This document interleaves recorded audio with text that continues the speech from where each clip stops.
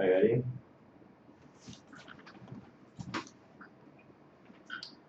Am I on? Okay. So, good morning, good afternoon, good evening, depending on where you are in the world, and welcome to this presentation on the Buteyko method. My name is Christopher Drake. I have been teaching the Buteyko method for over 2 decades, and I believe I've taught around 20,000 or so students the Buteyko method, and I'm take this as a privilege, the opportunity to explain to you the idea behind the Buteyko method. I remember when I first heard about the Buteyko method, and it was told to me that this method could treat all kinds of diseases. And I understood that it was a breathing technique, and I could not believe, in fact, I thought it was a lot of rubbish. How could you treat diabetes with the breathing? Or how could you treat cardiovascular disorders with the breathing method? It did make sense that maybe you could promote relaxation, or some sort of meditation type idea, or something to make you feel a little better. But I could not understand how possibly a breathing method could solve or reverse chronic disease, diverse chronic diseases. But I met a chap by the name of Alexander Stalmatsky.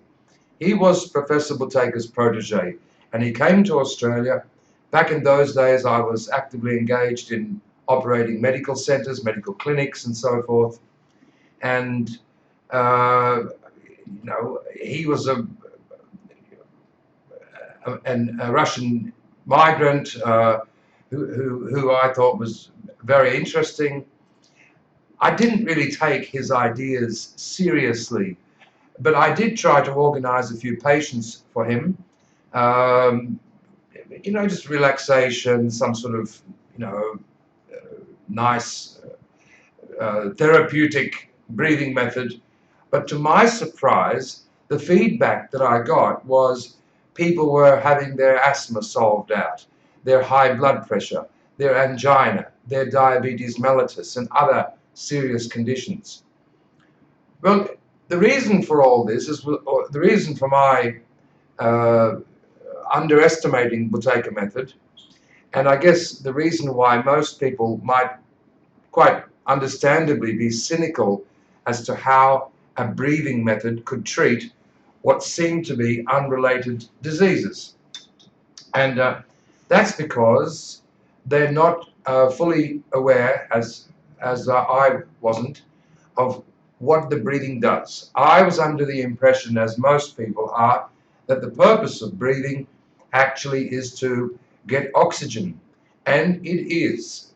We breathe so that our bodies can receive the vital oxygen.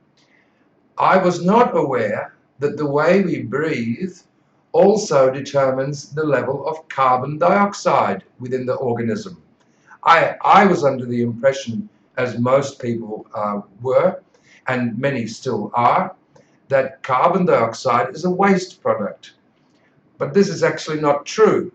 Carbon dioxide is essential for the human organism to function properly. Carbon dioxide determines the rate at which oxygen comes off the hemoglobin and makes its way to cells and tissue. Carbon dioxide determines the aperture of all vessels, blood vessels, brain vessels, bronchivessels, and so forth. Carbon dioxide determines the rate at which the antibody bonds to the antigen and thus forms what's called our immune system. It is carbon dioxide in which the threshold of its level determines the excitability of the nervous system. And carbon dioxide in the form of carbonic acid, which determines what is known as potential hydrogen in the body, or pH, so the so-called acid-alkali balance. So carbon dioxide is not something which is a waste product, although Al Gore might tell you it's a terrible polluting substance. In fact, carbon dioxide is the genesis of all organic life. And what Professor Buteyko discovered, and I will talk a little bit about Professor Buteyko in a moment, what Professor Buteyko discovered was that these people, this group of people who suffer with chronic disease, back then it was called, the category was called the diseases of civilization. These days we don't call it the diseases of civilization. We call this category of diseases chronic diseases: asthma, allergies, angina, bronchitis, bronchiectasis, cystic fibrosis, diabetes mellitus, emphysema, hormonal disorders, obesity. There are some sleep apnea, snoring, insomnia. There are some 200 diseases which are in the category of chronic disease. And these diseases used to be called the diseases of civilization. And Professor Buteyko, who was an academician in the former Soviet Union, did a vast amount of research and reached the conclusion that people who suffer chronic disease, or as he called it back in those days, some more than 5 decades ago, nearly 6 decades ago, the diseases of civilization all share one thing. They all have a lower than optimal level of carbon dioxide in their organism. They all have a deficiency of carbon dioxide. Now here comes the paradox. The level of carbon dioxide in the air, that in our environment, is around 0.035%. This is not a controversial claim. It's what everyone understands to be the case. 0.035%. The optimal level of carbon dioxide within the human organism is around 7%, which means we should be 200 times richer in carbon dioxide than our environment. And if we have the tendency to overbreathe or to hyperventilate or to breathe above what is recommended in medical textbooks, by the way, the effect will be to lose this precious carbon dioxide, this substance which determines oxygen uptake, carbon dioxide which determines the aperture of all vessels, which should be of interest to asthmatics and people who suffer with migraine and so forth. Carbon dioxide, which determines the rate at which the antibody bonds to the antigen. Those of us who suffer constant colds and flus and infections and so forth. So, and if we look at the pH now, there would be, more than a dozen separate conditions which arise out of a disturbance to the pH. And poor people are trying to change their diet and do everything to change their pH because many people are aware that a disturbance to the potential hydrogen causes all kinds of problems, but little do they know the main buffer, the thing which exerts the most influence on a person's potential hydrogen or pH is in fact carbonic acid, which is another form of carbon dioxide.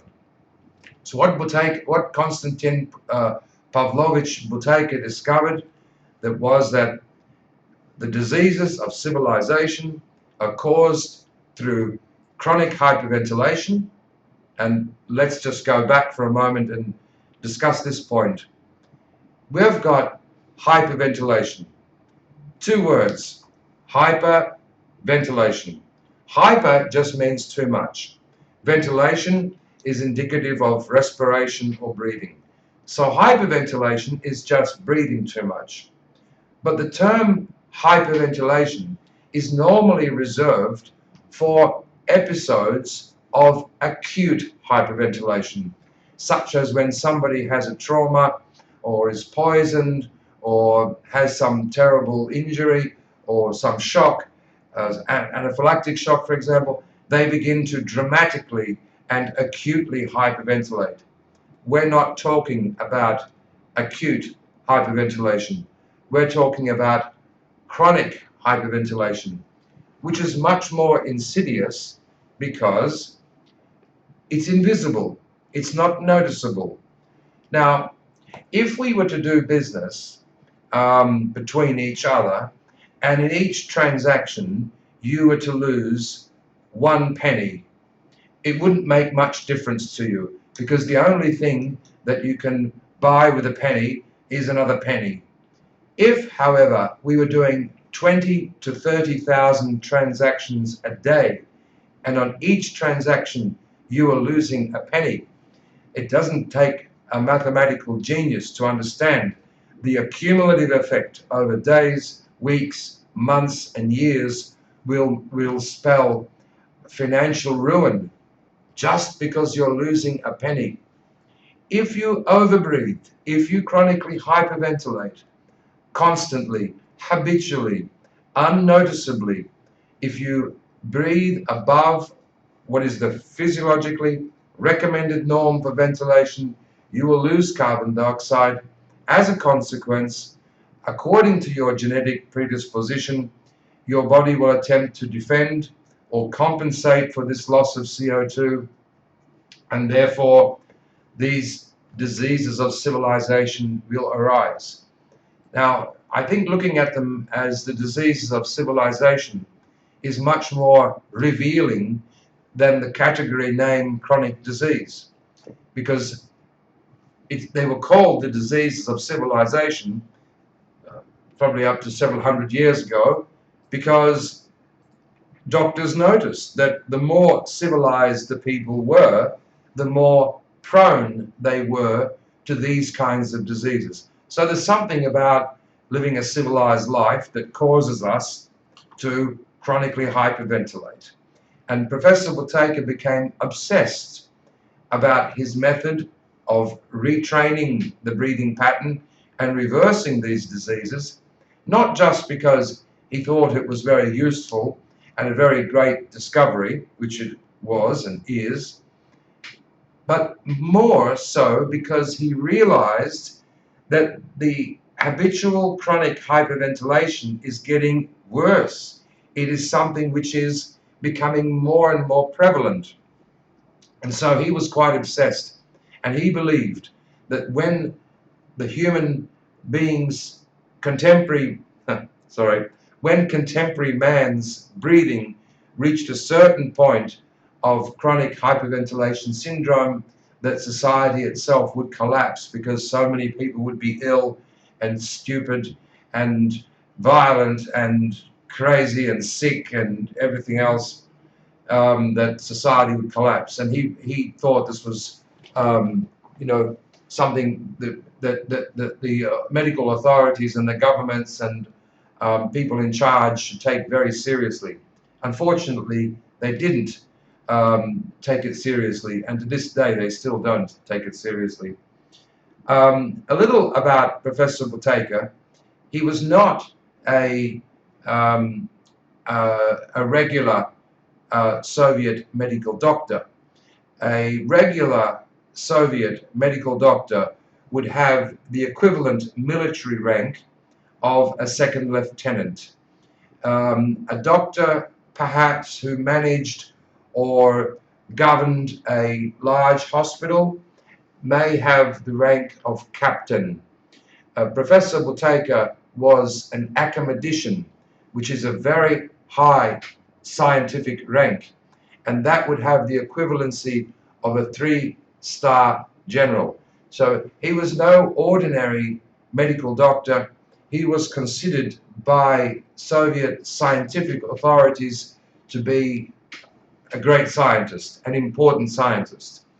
And he was awarded this this title, this position, this great scientific accolade of great stature because of research work he did in cardiovascular disease and his speciality of high altitude flying. So he was a very serious and a very well respected, highly regarded medical scientist, not just, and we have nothing against regular family doctors, but he wasn't in this category. He was not a regular family doctor like a GP or someone like that. He was actually a rather august figure who was a medical scientist. He was able, because of his authority and position, to draw down the resources and to have a team of people who made very serious inquiries as to what delineates those people who have chronic diseases or diseases of civilization and those who do not. And what he found was it was the indigenous level of carbon dioxide. And the level of carbon dioxide is governed by the way that we ventilate. If we overventilate, we will lose carbon dioxide, and as a consequence, the organism will have a deficiency. And because of this deficiency, and according to your genetic predisposition, the appropriate defense mechanism or disease, according to laws of biology and genetics and whatever predispositions, will arise accordingly. Some people who chronically hyperventilate develop asthma. Other people who chronically hyperventilate develop migraine headaches.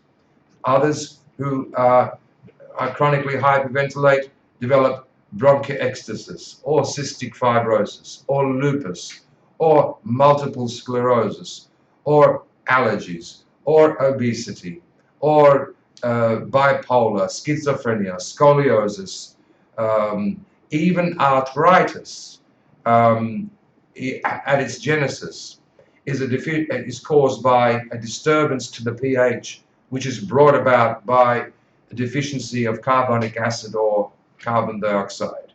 The net result is that in order to balance the potential hydrogen, what's it called now? The material that bones are made of. What's that? Anyway, bones are stripped of their calcium. Sorry, a senior moment there. Calcium is stripped off bones in order to change the pH, and then it reforms in calcified deposits on the joints. As a consequence, joints come out of alignment. Then there's inflammation, and now we have what is known as arthritis, which basically is the same principal problem behind plaque on the teeth. It's also a calcified deposit, gallstones, kidney stones, even Alzheimer's.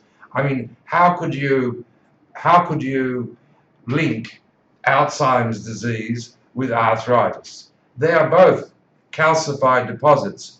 For some people, it calcifies and forms deposits in the joints, and for other people, it calcifies and forms some unwanted material in the prostate or in the kidneys causing kidney stones, or in the gall ducts causing gallstones, or even in the teeth, what dentists call plaque.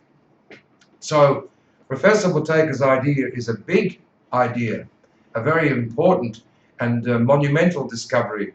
But as civilization moves on and the qualities of our contemporary life take us as they do, for some reason, for multifactorial reasons I'm sure, we have the tendency to breathe increasingly deeply and overventilate, lose our carbon dioxide, and as a consequence develop all kinds of chronic ailments. At this point, I will mention the following, that you should all find it interesting that we've had these diseases like asthma, allergies, angina, high blood pressure, diabetes mellitus, emphysema, COPD. We've had these diseases for many, many years. But did you know that there's no explanation for them? No official explanation. The medical world has no explanation for asthma. This millions and millions of dollars have been poured into asthma research, scientists tinkering away with their chemicals and laboratories and microscopes and research and investigation, and the official explanation for the cause of asthma, don't know. They say things like pollution and cigarette smoking and so forth, but we find that the cleaner, more advanced countries have a higher incidence of fatal asthma than poorer third world and more polluted countries. So whilst we're not saying that pollution is a good thing, what we are saying is that pollution is not the real underlying story behind what is the cause of asthma, for example. And so it goes with all these diseases. Genetic predisposition, formerly called eugenics and now genetics and so forth, they can see that you have a predisposition to asthma or allergies or whatever marker you have. But if they were to check everybody, they would find, and they do when they do broad spectrum testing, that many people have the marker for a particular disease but don't actually have that disease. And so how could this be explained? It's obviously the fact that a cofactor is required so that you may be genetically predisposed to have asthma or allergies or angina or diabetes, whatever, but you need a cofactor for that genetic predisposition to be realized or to be actualized. And that cofactor would be a deficiency of carbon dioxide. So I would invite everybody, if they have any questions about the Buteyko method, to ask any questions, and I'll make some attempt to answer them.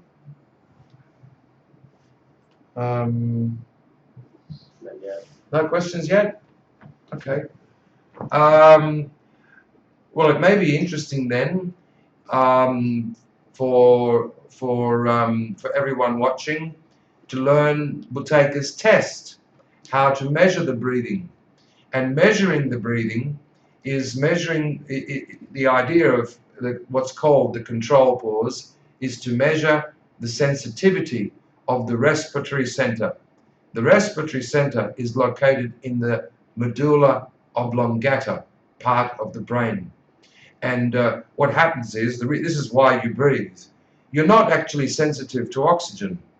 You need oxygen. It's an essential food. But what drives your breathing is not your demand for oxygen.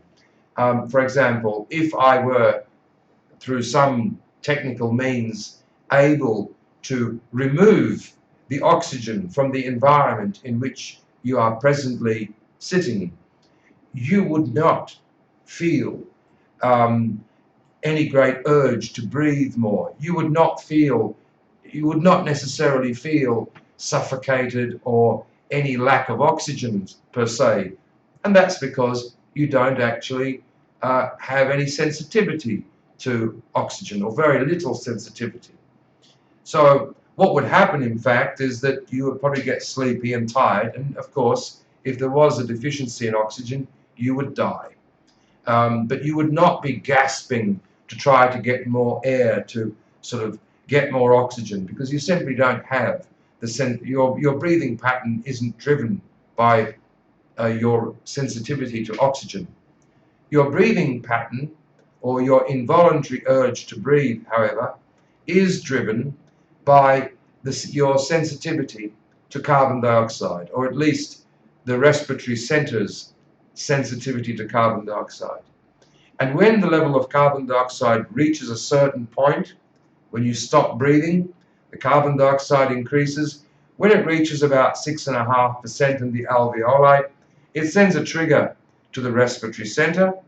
And if you don't ventilate and lose this CO2, you will feel the respiratory center will trigger a sensation of air hunger or suffocation. It will also stimulate the vagus nerve system, so quite involuntarily you will feel the urge to breathe. So by testing and checking the respiratory center, you can actually find out how you breathe. Do you breathe perfectly fine and therefore do not require any attention to your breathing? Or is in fact your breathing a problem? Or could your breathing pattern be the cause of certain symptoms and health problems that you suffer? The Buteyko's control pause can give you a strong indication of that. It's very simple to do. All you have to do is make a normal breath. Don't do it now, just watch me first and then we can do it later. All you have to do is take a breath in, normal breath in through the nose, small breath in, and a small breath out. That's a normal breath in, a normal breath out, and then hold your breath. And whilst you're holding your breath, you're counting the seconds that transpire. So you make a breath in, you make a breath out, you hold your breath, and then you hold your breath and count the seconds until at a certain point you feel the urge to breathe. At this point, you release your nose and check how many seconds transpired. Now, some of you will be able to easily hold your breath for 10 seconds. Some of you can hold it for 20 or 30 or 50 or 60 or whatever seconds it is without having any great urge to breathe. So if you like, we can do it now. This is called Buteyko's control pause. It measures the sensitivity of your respiratory center, and it can tell you how much you ventilate or breathe. And from this and we can make a subsequent calculation and determine if you're going to be CO2 deficient or not. So let's try this together now. So just relax first. Look at me. So let's make a breath in and a breath out and hold 3 seconds, 5 seconds, 9, 10 seconds, 12, 13, 15. You should only hold until the first difficulty. 19, 20 seconds. 24, 25, 30 seconds.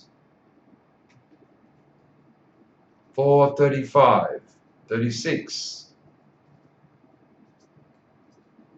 40 seconds, 43, 45, 50 seconds, 53, 54, 55, 59 seconds, 60 seconds. So, if you had to gasp after holding your breath, it means that you held on for too long. Remember with the control pause, and you can do it again later. Make a breath in, normal breath in, make a normal breath out, not a full evacuation, just a breath in, breath out, and hold. Count the seconds until the first difficulty, the first urge to breathe. And you let go, and you see how many seconds you made. Now, we're going to see if we can get this camera over. Can you see it? Is it all right? Okay. So if your control pause, CP, was 60 seconds, if your control pause was 60 seconds, it means that you breathe 3 to 4 liters per minute, and that your breathing is perfect. Your breathing is the same as blood pressure 120/80, or a pulse of 60, or a body temperature of 98.6, or whatever. You will not have asthma, you will not have allergies, you will not have Crohn's disease, autoimmune problems, migraine headaches, obesity, insomnia, sleep apnea, schizophrenia, bipolar, scoliosis, or any of these chronic diseases. If your control pause was 30 seconds, it would mean that you breathe on average 6 to 8 liters per minute. In other words, you breathe for 2 people. You breathe twice as much as you should.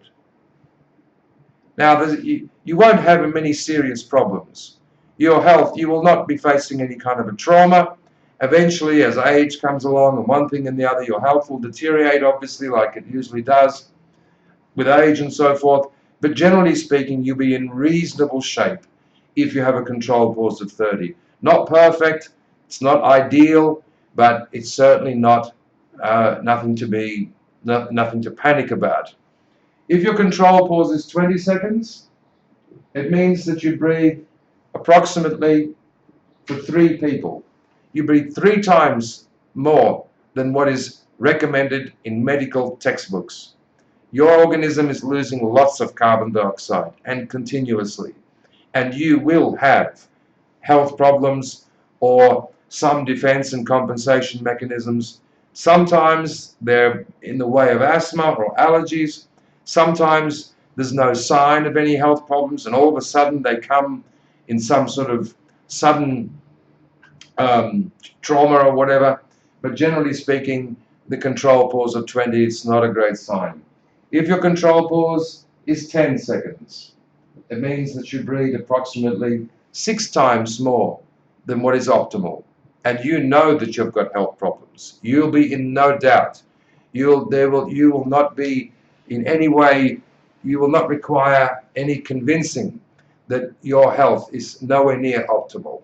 And if your control pause is below 10 seconds, your situation is not sustainable. This is physiology. If you go to a hospital and you see the newborn baby, you will see that their breathing is virtually imperceptible.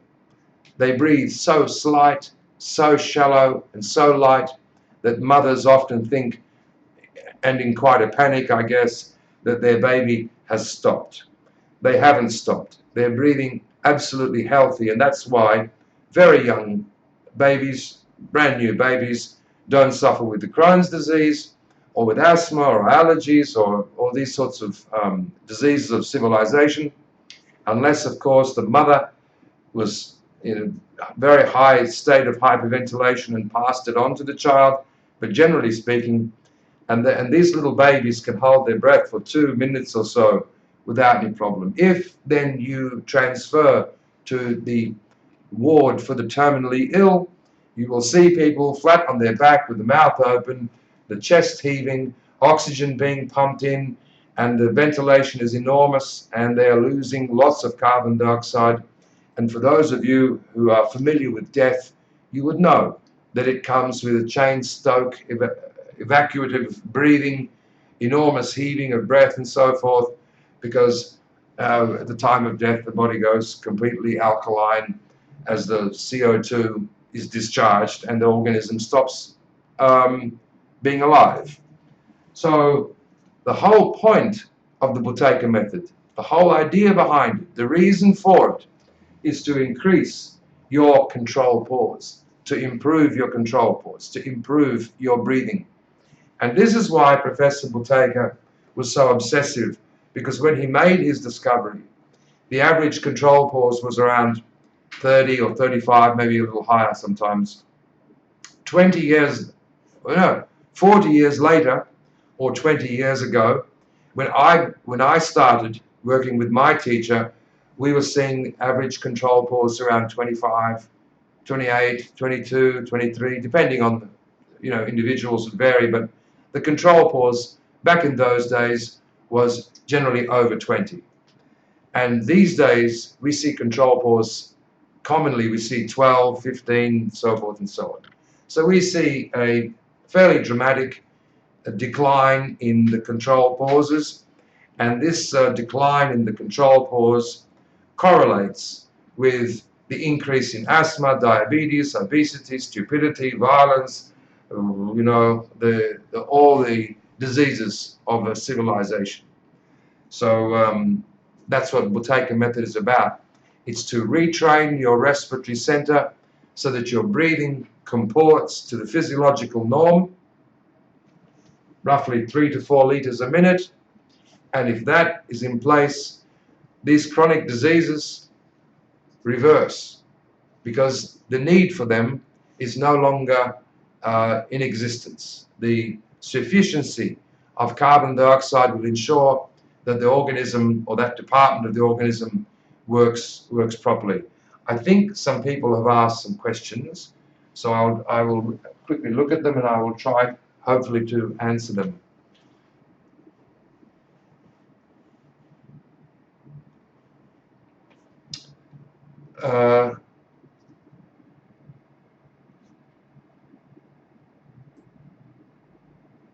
Emily writes, "Hi, I have been enjoying the webinars.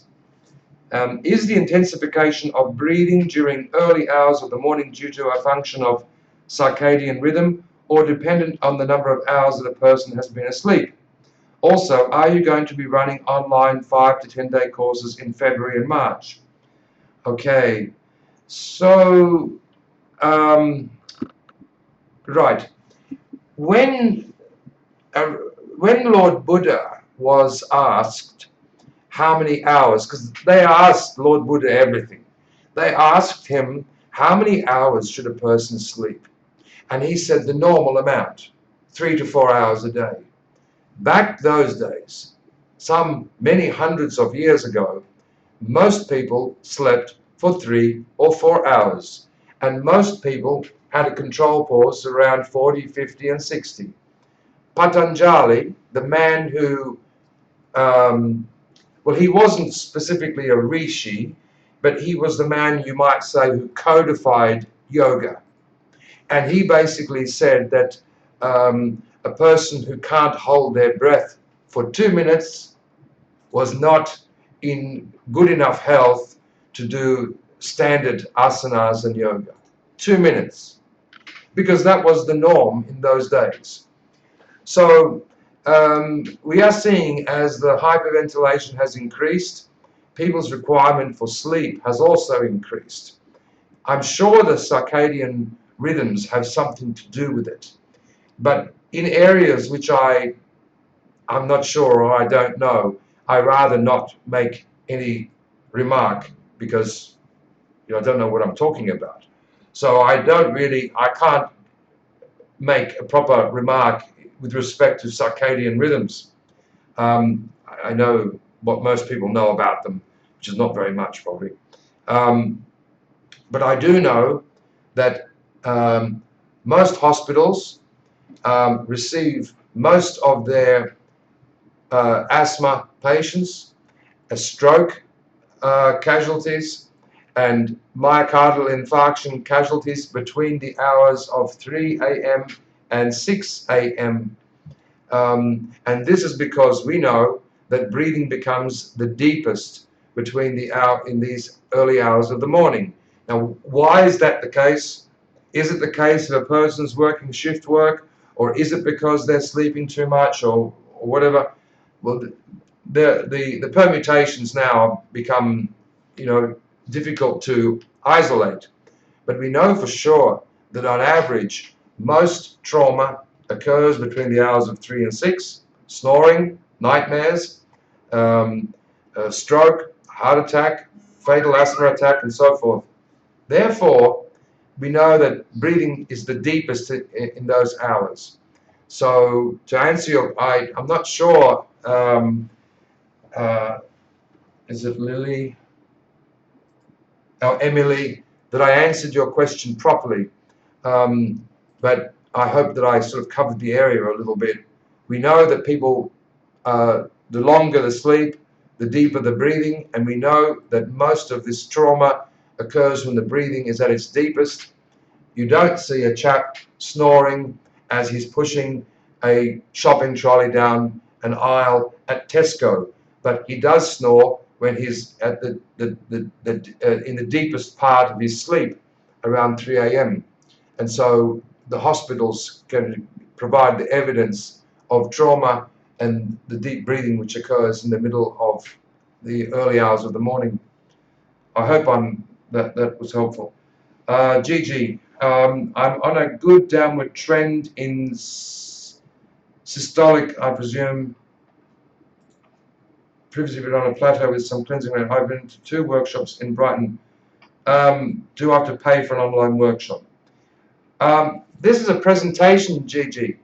So I'm sure we can sort you out in a workshop, online workshop, and Martha or maybe Vladimir can follow you up to improve your situation.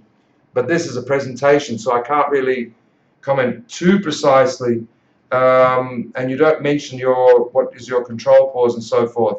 But I'll make sure, Gigi, that either Martha or Vladimir is in touch with you to put your practice back on track. And I'm sure we can squeeze you into an online workshop somewhere. So you're in Brighton.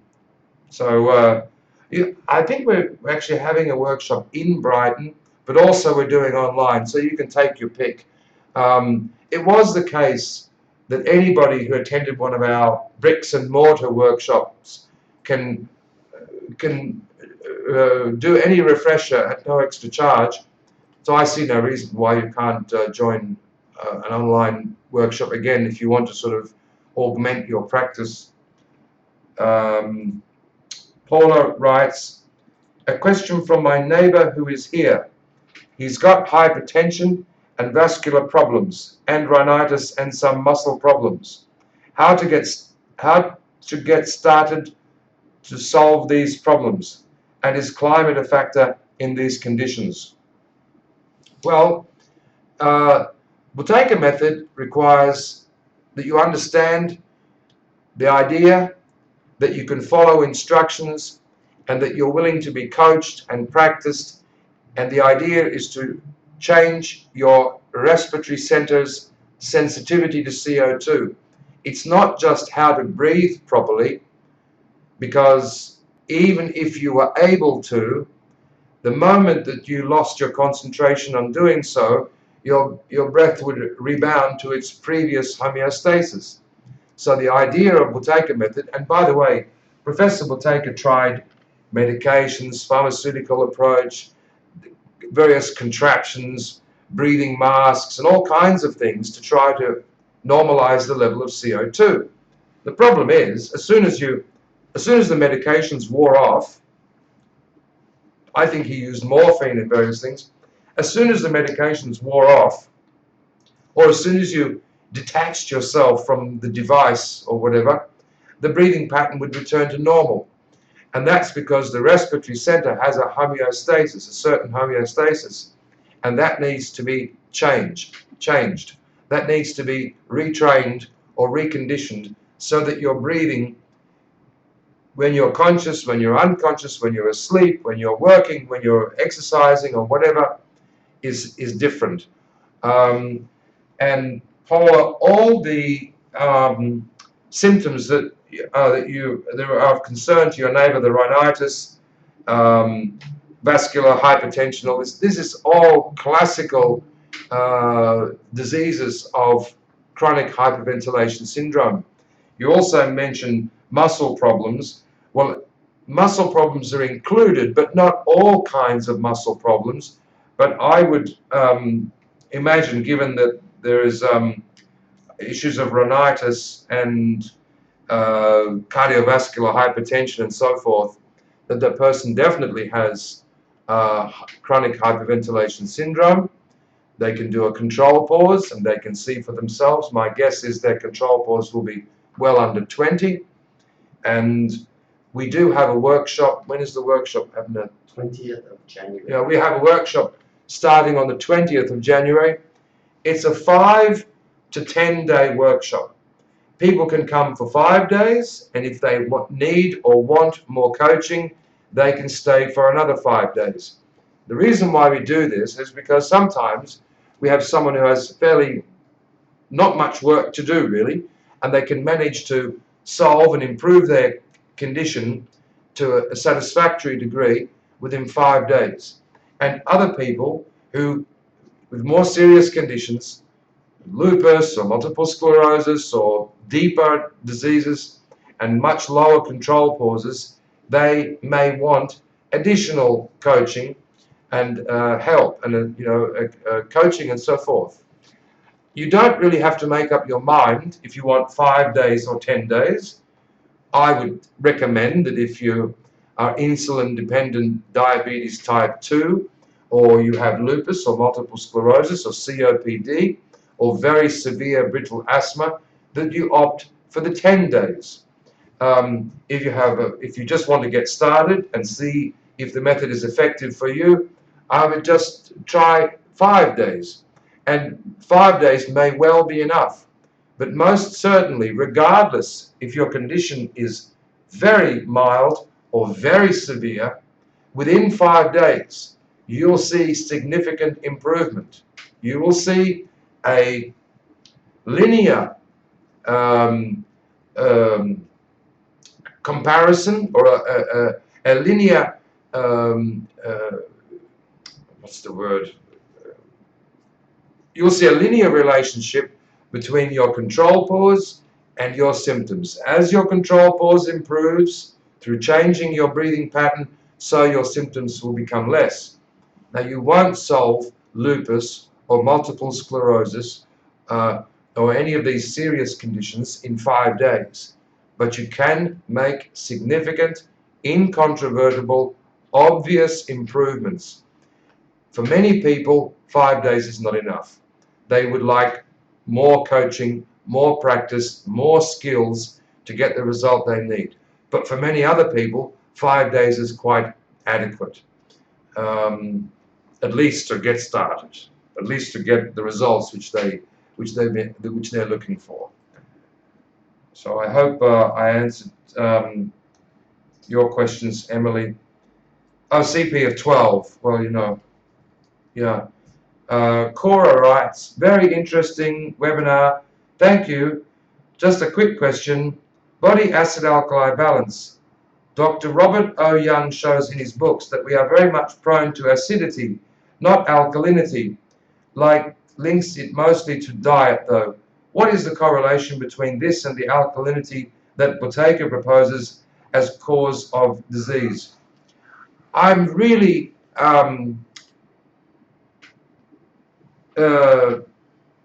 I was going to say upset, but that's not the right word. I'm not really upset. But you cannot describe the human organism as having a certain acid or alkaline characteristic, because the acidosis and alkalosis needs to coexist, and there is what's called a shunt mechanism. The meaning of pH is potential hydrogen. The characteristics of it are this acidosis or alkalosis. So you should have a comparative metabolic alkalosis and respiratory acidosis. And when people speak of acid or alkali, where are they measuring it? Are they checking the arterial blood or venal blood or tissue? It's too simple to say that we need to be more alkaline or we need to be more acid, because there's actually a shunt between the two. I think it was Einstein who said that things should be made as simple as possible, but not one bit more simple than is necessary to understand the problem. Now, this idea that you're too acid or you're too alkaline is a grotesque oversimplification of the role of hydrogen in the human organism, or at least of potential hydrogen. And because they're measuring in arterial blood, but then venal blood might compensate, and you have a metabolism, but then you have a respiratory system and so forth, and they all have different, they should all have a different pH. You're not like a glass of water in which the pH should be a fixed amount. And to think so is well, just plain wrong. It becomes some sort of gimmick. And the main buffer of the pH in the human organism is carbonic acid. That's not controversial. This is physiology. This is a basic, well understood, scientific, medically accepted scientific concept. And to think that you could influence this with diet, well, you can, but not by much, and not over a sustained period. So if you're hyperventilating, blowing off lots of CO2, and thus diluting your levels of carbonic acid, you're not going to compensate that by eating blueberries or something. You know, it's not going to happen, because your ventilation is going 20 to 30,000 times a day, and your levels of carbonic acid are way more influential than anything that you might eat or might not eat. Allow me to give a very simple example of that. If you stop eating completely, you will live for a month. Most people, if they're in reasonable health, will live for 2 months. If you stop breathing, you're dead in just a few minutes. And thus you can make the comparison between diet, which of course is important because of the accumulative effect and poisons and digestion and so forth, but you can't compare the metabolic reactions between diet and breathing. One is an absolute giant with enormous persistent influence, and the other, by comparison, is a very lightweight thing. I'm not suggesting for a moment that you should be casual about your diet or that you shouldn't take care of your diet, but in comparison to breathing, it's not. I mean, for example, they have all these diets for various diseases. As far as I know, unless it's a digestion issue, but none of these chronic diseases get solved by diet. Maybe fasting might help, but fasting has the tendency to reduce the breathing. So once again, perhaps the lack of food would have a greater influence on the organism than whatever food you might choose for its nutritional value. That's what Buteyko would say, at least. I hope that's helpful, Paula.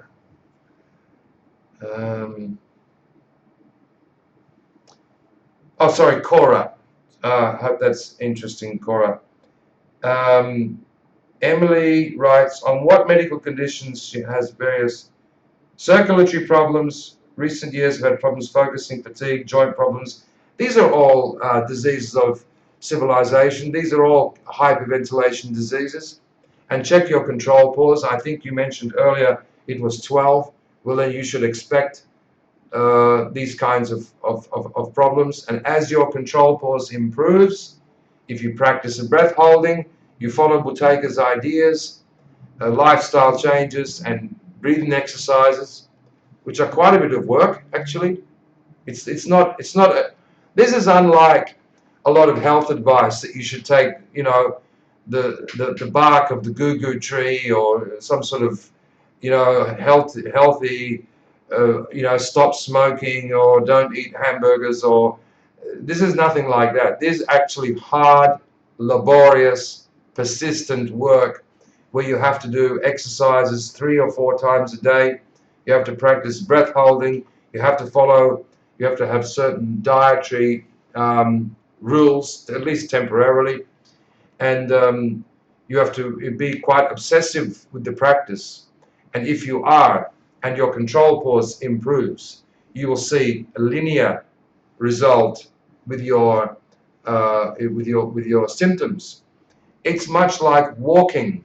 The principle of walking from one place to another is the same. It doesn't matter if your destination is 10 miles away, 5 miles away, or 50 miles away. If you're walking in the right direction, you're moving toward your destination. Some people, small children with very mild asthma, they don't have far to go. Within a few days, all their symptoms are rapidly coming off. An older person with 3 or 4 chronic diseases, on medications, toxic, overweight, bit crazy, you know, stressed out and so forth, they have a lot further to go, a lot more work to do. I mean, it's just like anything else, really. But the great thing is that this is something that when you learn it and you become skillful and you practice and you become, you know, good self-confidence, not based on some artificial confidence, but confidence based upon the skill set which you have been taught and coached, and you've developed your way around how to do things. You can exert tremendous influence over your own health, and you can avoid all this, you know, crazy, you know, doctors, toxic medications, trauma, hospitals, and all the unnecessary misery. And it's quite unnecessary. I mean, you know, to have this asthma, allergies, angina, and aching joints, and obesity, and all these insomnia, and nervous conditions, and so forth. Quite, it's something you can do without. But because of the pressures, perhaps the pollution, environment, stress, society, whatever, we have found ourselves in the situation that we're in. And Buteyko method is a great way. I will just say it one more time. Don't make the mistake to think it's easy. It's not easy. It is work, and you should be committed to doing work. You don't require faith. It doesn't require belief.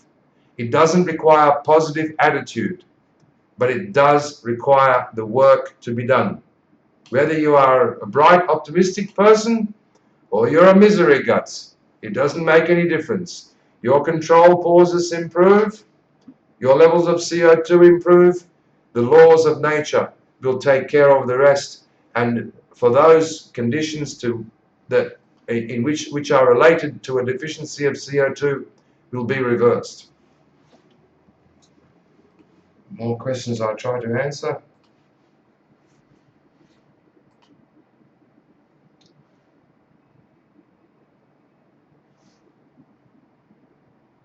I think that's all. You're very welcome, Emily, and you're also welcome, Cora.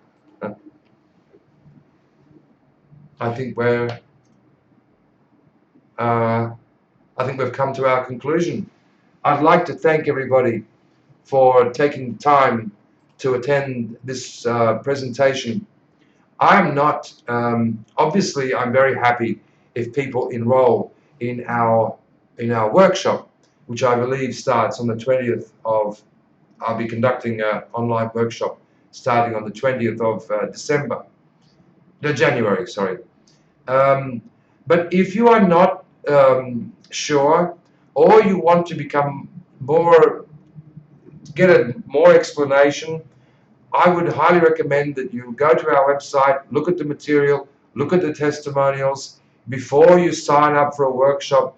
Make an appointment to speak to a practitioner and get a good understanding of what you're getting yourself into, so that you can go into it with your eyes open and that you can do it properly. I wouldn't necessarily recommend that you just sort of, you know, on a whim say, oh, I think I'll learn the Buteyko method, because it's like learning golf or learning karate or learning any other kind of skill. It requires work, commitment. You should be in the mood for it, and you should be ready to learn, because if you don't have an intellectual understanding of what we are doing, you will not have the will or the inclination to do those things which would otherwise seem what's the word? Counterintuitive. Because this method seems counterintuitive. People with COPD and with asthma and bronchiectasis, they want to breathe more. They think their problem is that they're not getting enough air. But the fact is they are overventilating. So it's a very counterintuitive idea for them to practice this. But after a couple of days, when the mucus of bronchiectasis starts to come off, and when the asthma spasms begin to become less and less frequent and less severe, and when the breathlessness of COPD and emphysema is noticeably less, then it starts to make sense. And that takes a few days of practice. But you have to be quite, you know, sincere in your practice. As I said, you don't require faith, doesn't require belief or confidence or a good attitude. It just requires the work, which is a set of exercises that you have to do before breakfast, lunch, dinner, and bed. Takes about 15 to 20 minutes each time. You'll need coaching. You'll need to learn how to do breath holding in a proper way so that you can recondition your respiratory center. And people who are able to do that find their control pauses improve, their maximum pauses improve, the symptoms begin to diminish, and that's the idea behind the Buteyko method. Some people, usually children, find it very easy, very straightforward, and those of us who are older find it more difficult. But still, regardless of the difficulty, it's worth it, at least in my opinion, because what's the alternative? To succumb to you know, the symptoms and medications which don't solve the underlying problem, and one way or the other you end up worse for it. So on that happy note, I'll thank you again for your very kind attention, and I'm hopeful that some of you will be in touch with us in case you're interested in this work, whether you want to do it privately or you want to do it in a group course online. And I think that's it. Thank you very much. Good night.